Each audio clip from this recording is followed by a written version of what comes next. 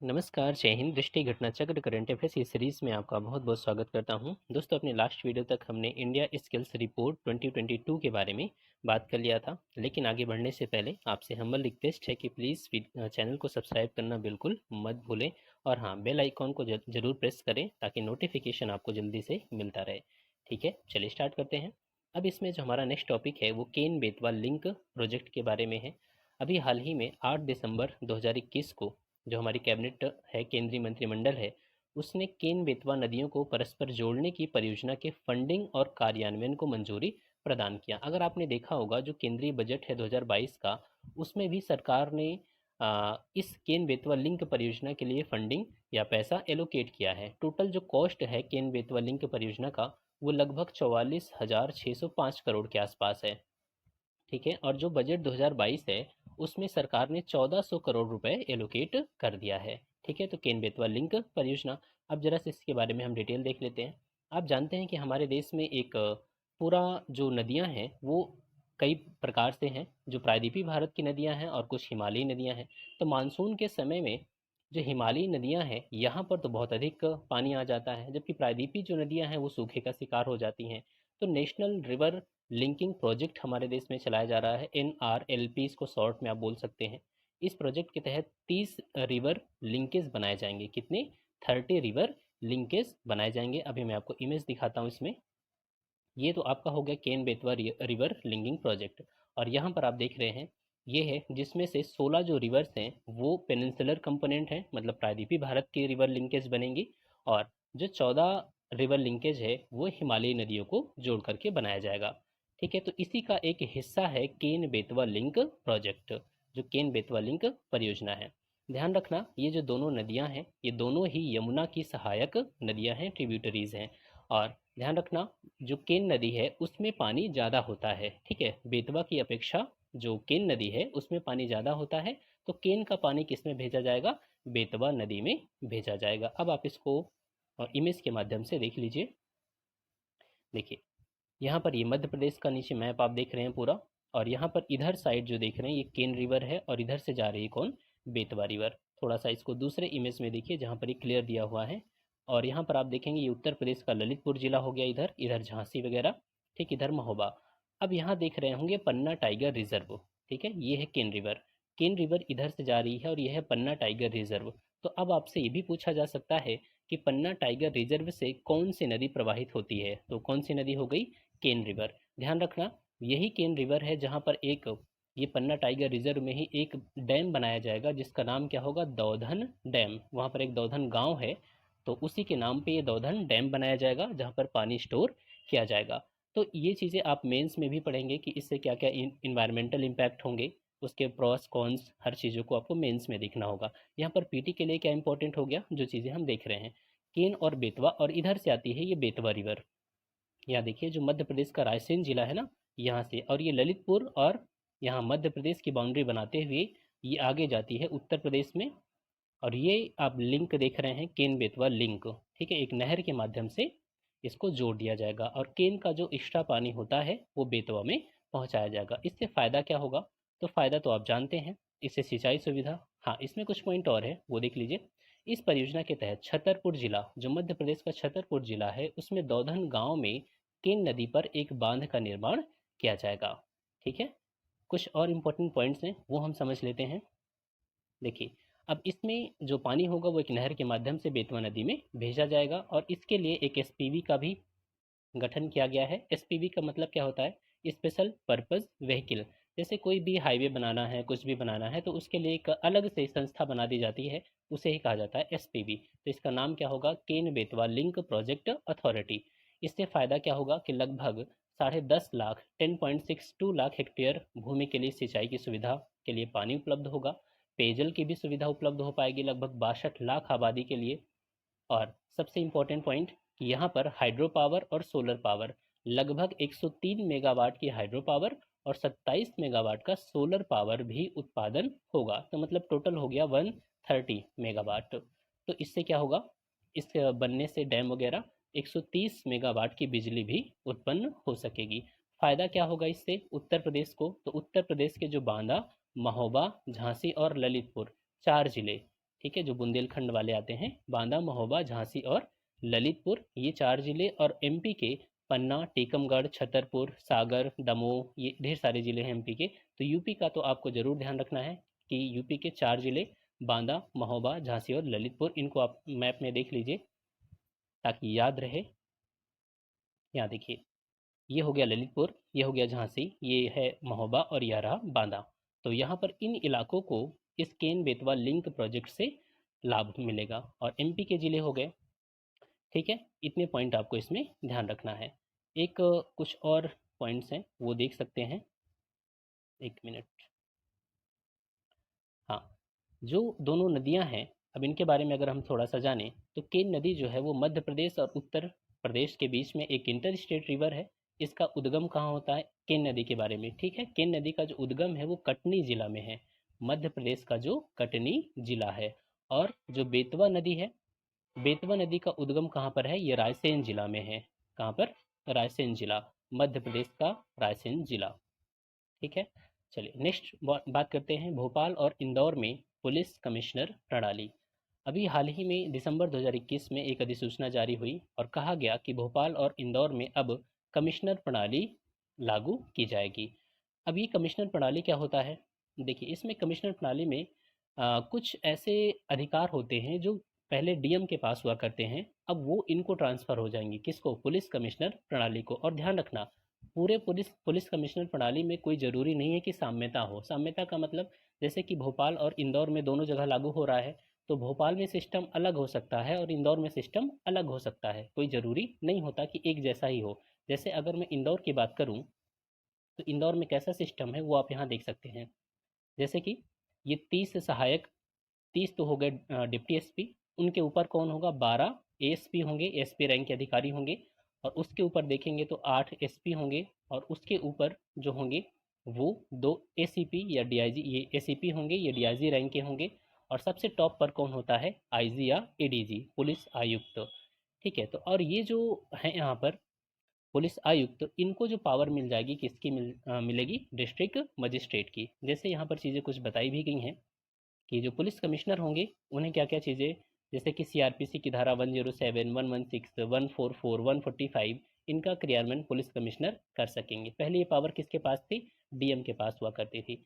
ठीक है, तो इस तरीके से इतना डिटेल में नहीं समझना है। हाँ, मेंस के दृष्टिकोण से आप वहाँ पर डिटेल में चीज़ों को पढ़ना पड़ सकता है, लेकिन पीटी के लिहाज से ये उतना इम्पोर्टेंट नहीं है।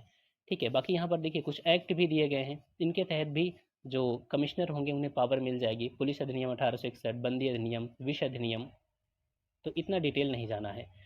ठीक, चलिए आगे बात करते हैं। भारत की पहली ग्रीन हाइड्रोजन माइक्रो ग्रिड परियोजना, ये जो भारत की पहली ग्रीन हाइड्रोजन माइक्रो ग्रिड परियोजना है, इसके लिए अभी एक गठबंधन हुआ है, किसके साथ, जो हमारी इंडिया की एनटीपीसी लिमिटेड है, नेशनल थर्मल पावर कॉरपोरेशन, और इसने एक दूसरी company Bloom energy India private limited, इसके साथ एक समझौता या गठबंधन किया है। कौन कौन, एनटीपीसी लिमिटेड और Bloom energy India private limited, ये विदेशी कंपनी है, उसके साथ उसकी जो इंडिया में यूनिट है उसके साथ यहाँ पर गठबंधन हुआ है।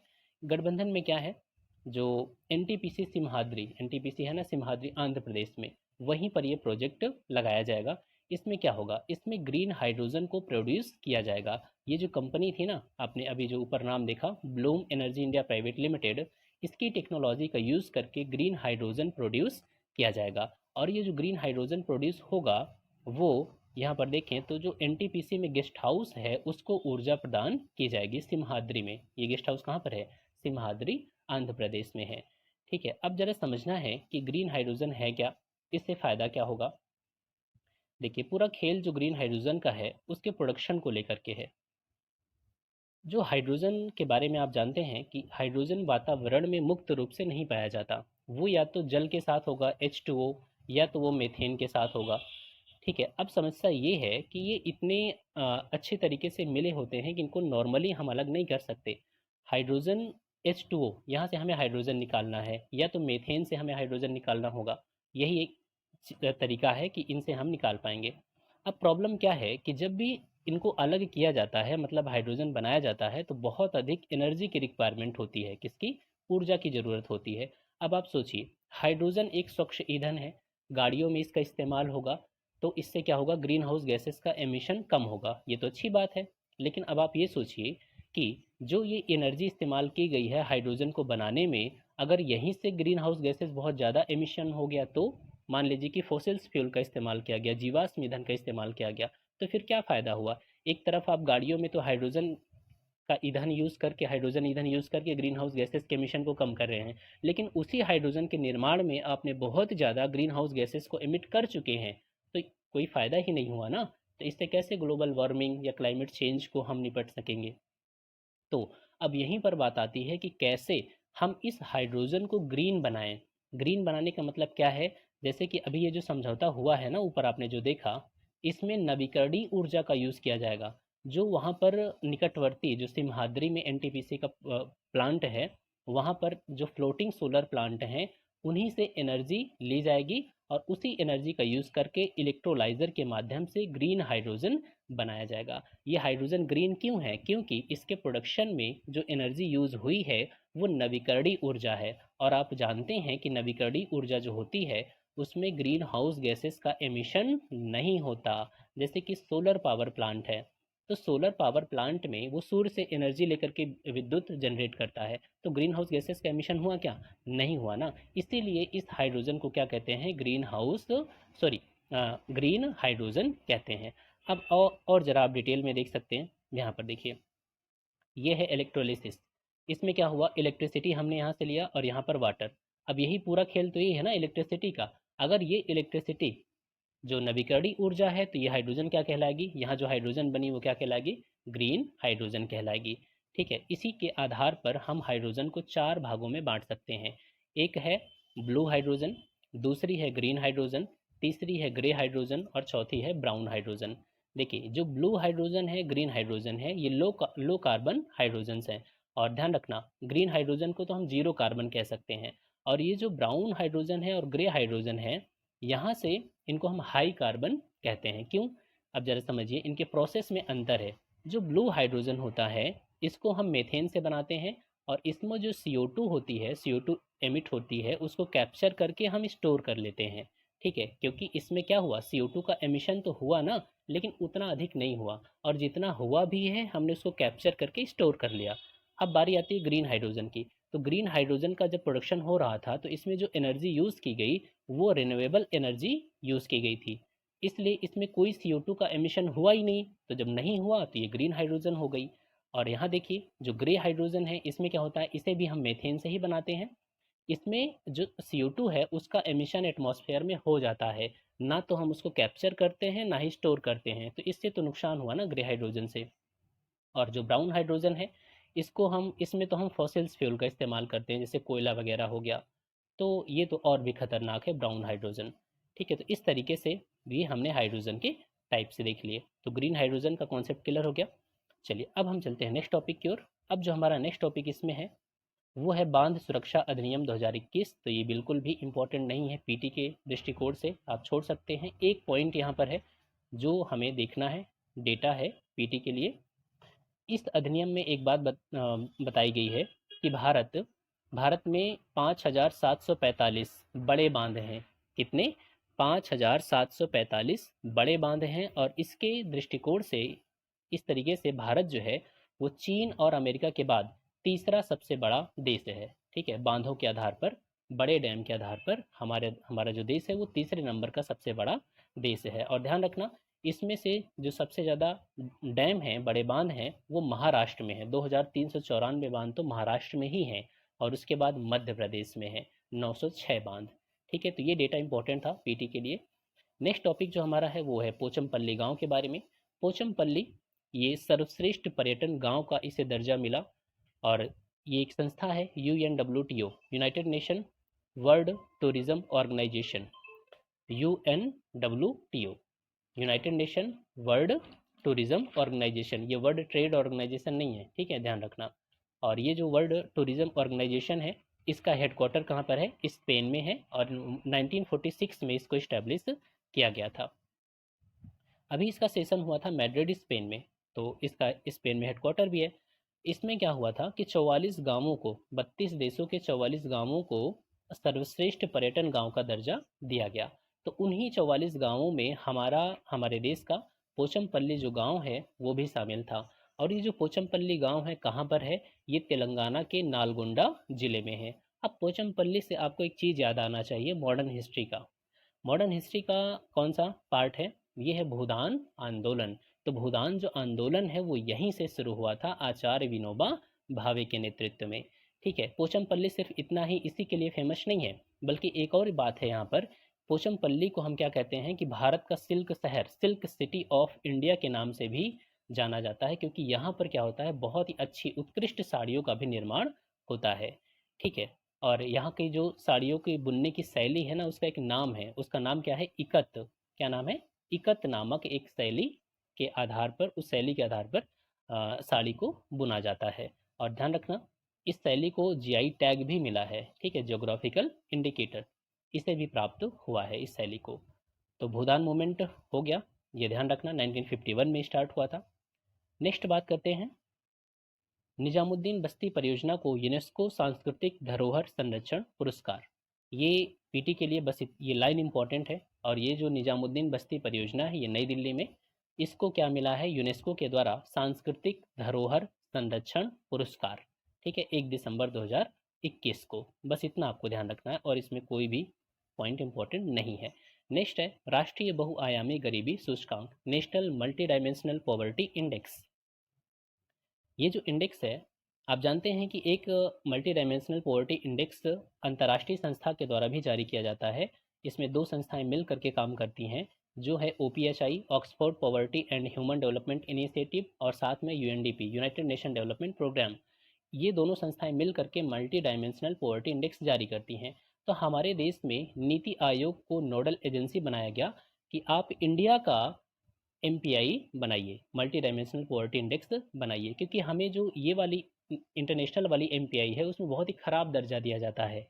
ठीक है, तो हमारे जो राज्य हैं उनके बीच में एक प्रतिस्पर्धा को बढ़ावा देने और हमारे देश में भुखमरी आदि को ख़त्म करने के लिए ये इंडेक्स तैयार किया जा रहा है अब नीति आयोग के द्वारा। तो ध्यान रखना, जो इंडिया का MPI है उसके लिए नोडल एजेंसी कौन है? नीति आयोग। नीति आयोग का फुल फॉर्म क्या है? National institution for transforming India. 1 जनवरी 2015 को इसकी स्थापना हुई है। अब जरा समझते हैं कि इसमें पैरामीटर्स क्या क्या हैं।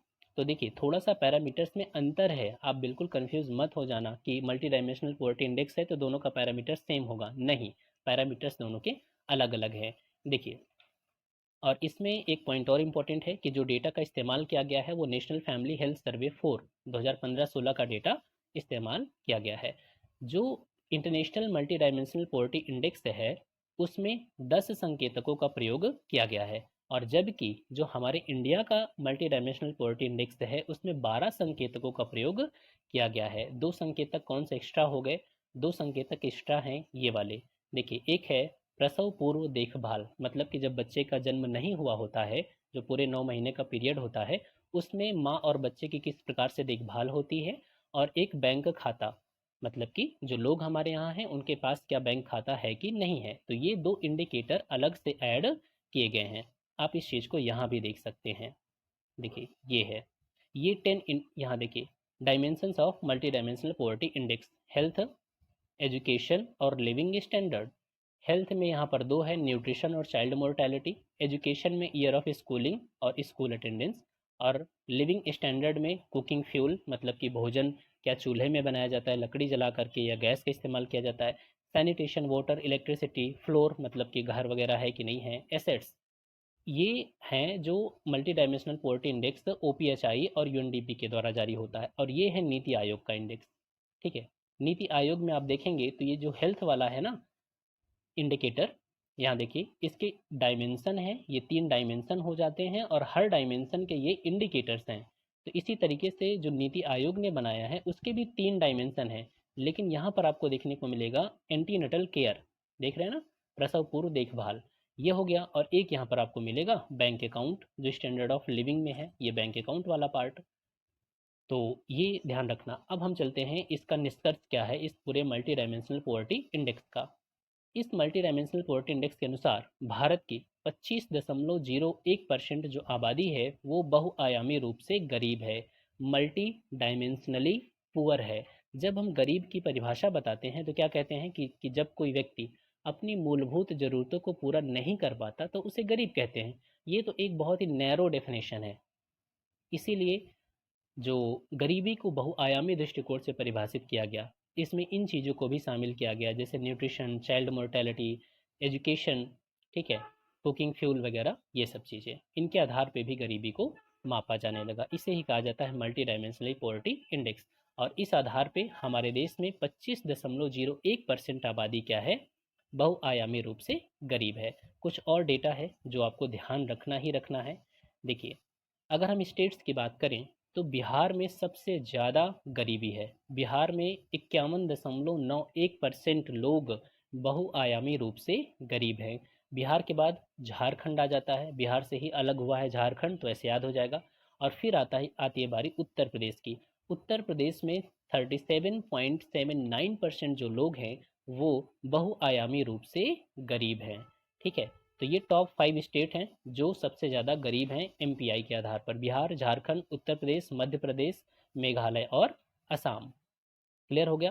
केरल में सबसे कम बहुआयामी रूप से गरीब जनसंख्या है। केरल में मात्र 0.71% जो लोग हैं वो मल्टी डायमेंशनली पुअर हैं। अगर यूटीज़ की बात करें, यूटीज़ तो दादर नगर हवेली में सबसे ज़्यादा गरीब जनसंख्या है, 27.36%। और जबकि पुद्दुचेरी में सबसे कम गरीबी है, 1.7%, 1.72%। ठीक है, तो इतना ध्यान रखना। और उत्तर प्रदेश का जो एमपीआई स्कोर है वो कितना है, 0.18 है। अगर ग्रामीण और शहरी की बात करें तो उत्तर प्रदेश के ग्रामीण क्षेत्र में 44.32% और शहरी क्षेत्र में 18.07% जनसंख्या मल्टी डायमेंशनली पुअर है। क्लियर, इतना आपको डेटा याद रखना है। अगर उत्तर प्रदेश के हम जिलों की बात करें, क्योंकि कुछ भी आपसे पूछा जा सकता है, ठीक है, जिला पूछा जा सकता है, स्टेट के बारे में पूछा जा सकता है, तो उत्तर प्रदेश के सर्वाधिक गरीब जिले कौन कौन से हैं, तो देखिए यहाँ पर श्रावस्ती।